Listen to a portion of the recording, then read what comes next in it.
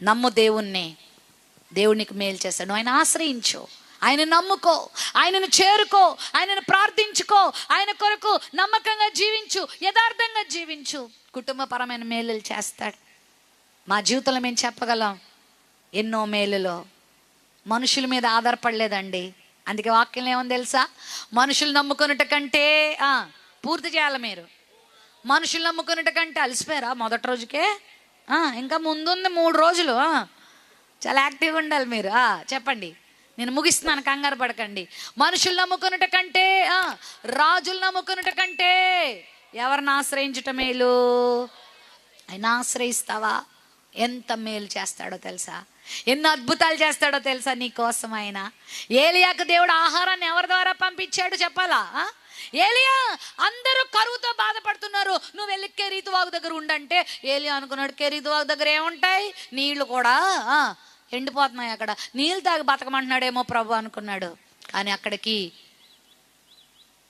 పెట్టే బుద్ధి లేని కాకుల్ని ప్రేరేపించి, అసలు కాకులకి పెట్టే బుద్ధి ఉంటుందా? మన దగ్గర లాక్కుపోతాయి. కానీ అలాంటి వాళ్ళని కూడా మార్చి దేవుడు ఆహారం పెట్టించాడు. ఆమెన్, హల్లెలూయా.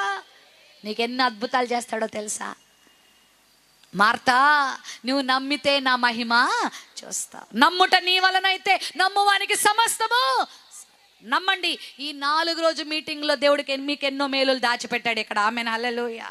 ఆయన సన్నిధిలో సంపూర్ణ సంతోషం, ఆయన కుడి చేతిలో నిత్య సుఖములున్నాయి. నీకైనా మేలు చేస్తాడు, నీకైనా మేలు చేస్తాడు. ఆశించు, తప్పేం లేదు. దేవా, నాకు మేలు చేయి, నువ్వు సిద్ధపరిచిన మేలు నాకు దయచేయి. చదువులో మేలు కావాలా? కుటుంబంలో మేలు కావాలా? గర్భఫలం కావాలా? వివాహం కావాలా? ఆర్థిక అభివృద్ధి కావాలా? ఒక ఉద్యోగం కావాలా? నీ యొక్క ఆస్తిలో ఆశీర్వాదం కావాలా? నీ సేవలో ఆశీర్వాదం కావాలా? నీ సంఘములో ఆశీర్వాదం కావాలా? దేవుడు నీకు చేస్తాడు. దేవుడు నీకు చేయి విడిచిపెట్టాడు, నేను అభివృద్ధి చేస్తాడు, నీకు ఆయన మేలు చేస్తాడు. రాజమండ్రి పట్టణంలో మా నాన్నగారు ఒక్కరే అడుగు పెట్టారండి. ఎంతోమంది మా డాడీని వ్యంగ్యంగా మాట్లాడేవారు, చులకనగా చూసేవారు. బాల్యంలో మేము చదవడానికి కూడా చాలా క్లిష్టమైన పరిస్థితులు మాకుండేవి. ఇంగ్లీష్ మీడియంలో చదివించాలనుకున్నారు మా డాడీ, వల్ల అవలే. మా ఫాదర్కి ఆర్థికంగా ఎన్నో బాధలు. కానీ ఏనాడు కూడా నాగటిపై చేయి వేసి వెనకకు తిరిగి చూడలేదు. ఏనాడు కూడా వదిలిపెట్టిన పాపం జోలికి మరలా పోలేదు. ఏనాడు కూడా లోకం వైపు చూడలేదు. దేవుని వైపే చూశారు, విడిచిపెట్టలేదు దేవుడు.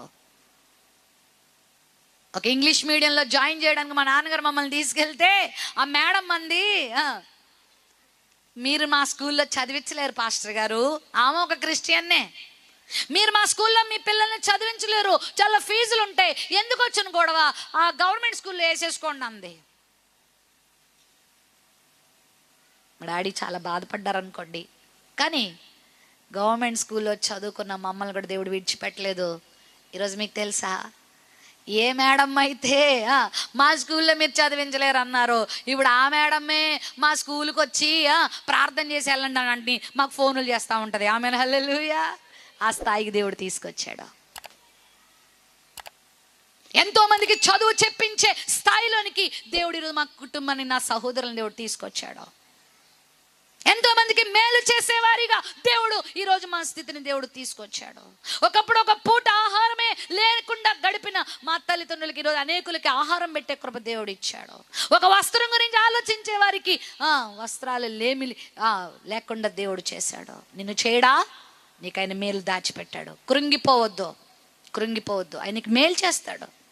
మంచివాడు ఆయన చాలా మంచివాడు. యేసు ప్రభువు ఆయన ఏదో శాడిస్ట్ అనుకోక, ఆయన ఏంటో చేతకానివాడు అనుకోక, నీ కొరకు ఏమైనా చేయగలడు ఆయన. హల్లెలూయా.